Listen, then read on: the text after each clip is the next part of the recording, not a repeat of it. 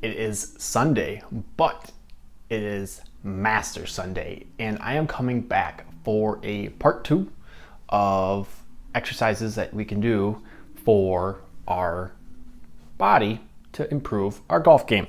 So the video I originally posted was hip airplanes, and I made it really simple, and I just showed the concept of the exercise, but we're gonna go more in depth with this exercise today, okay? So what is a hip airplane, all right? You can choose whatever plane you want to be. If you want to be a B-52 or an Airbus 757, I don't care. It doesn't matter. Same principles here, okay? So you have to understand the hinge, okay? So many golfers, when they stand, they squat, and this is not the stance. If you watch the guys on TV right now, you'll see that their butt's back, their chest forward, okay? This loads the hips here and allows you to be in a good athletic posture when we're swinging a club. It's not a squat. I think that's a big misconception that I see with many golfers is they sit there and they say bend the knees and they sit back. Think about, I'm not a golf pro, okay, but if you hit a fence, a picket fence, bend over that fence, okay? But that's why the hip airplane is important, because you're going to hinge. So you have to understand the hinging, okay?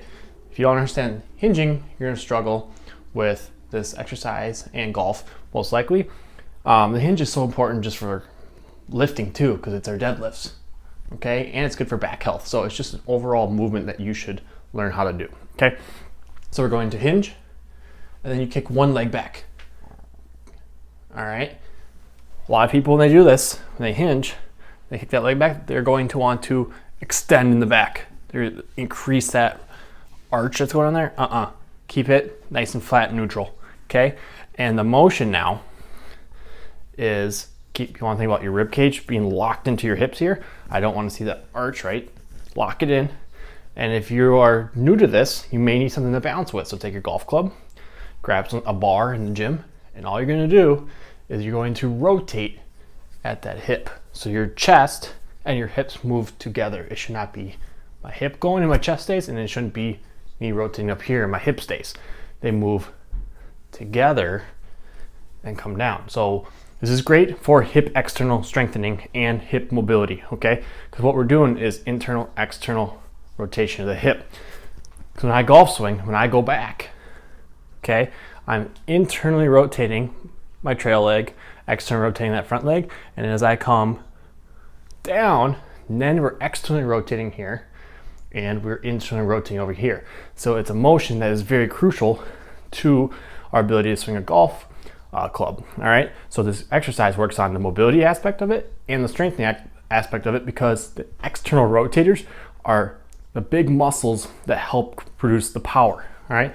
Another thing that's big with this is you need to be in your socks or your barefoot to work on rooting into the ground, grabbing the ground with our feet, because that's where we create the force from, is the ground. Okay, so to make it harder, you can go here for the hip airplane, right? And it's the whole airplane, sneeze, bless me, all right, is because it looks like this. Okay, keep them both going. Now, once you can do this, so first level here with some balance, okay? Get rid of the balance, this is how we progress. Move it together. Don't have the dissociation going, okay? Now you're like, oh, Jeff, that's really easy. How do I make this a harder exercise? So there's two ways, okay? One, you grab a weight. This is pretty heavy. I probably will struggle here, so I'm gonna use a help, okay? I'd probably start with something lighter, but we're here, and now we're going up, pulling down until you feel a stretch. And when you come down, you gotta make sure that hip comes far enough down that you feel a stretch in those external rotators there, and then it's up.